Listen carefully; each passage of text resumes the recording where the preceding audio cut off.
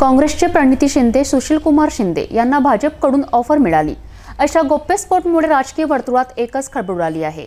याच गौप्यस्फोटावर काँग्रेसच्या नेत्या आमदार यशोमती ठाकूर यांची प्रतिक्रिया समोर आली आहे। भाजपमध्ये ओरिजिनल लोक किती राहिले आहेत, ते आमच्या लोकांना सोबत घेतात। सुशीलकुमार शिंदे आणि प्रणिती शिंदे भाजपसोबत जाणार नाहीत, ते काँग्रेस सोबतच राहतील असा दावा सुद्धा ॲडव्होकेट यशोमती ठाकूर यांनी केला आहे।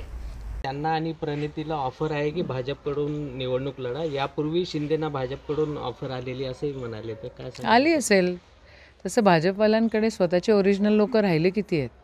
आमच्या लोकांना बोलवतात आणि तिकडे करतात, असंच आहे सुरू। पण मला विश्वास आहे की प्रणिती काय आणि सुशीलकुमार शिंदे साहेब काय, ते लोक कट्टर सर्वधर्म समभावाच्या विचाराचे आहेत, व्यापक विचाराचे आहेत आणि ते नेहमी काँग्रेसमध्येच राहतील। कसं पाहता, एकंदर पाहिलं तर अनेक काँग्रेस पक्ष सोडायची दोन कारणं असतात, एक तर भीती असते, नाही तर पॉवरची ग्रीड असते। हे दोनच कारणं आहे जेणेकरून कोणी आपला पक्ष, नाही तर आईवडिलांना कोणी सोडत असतं का?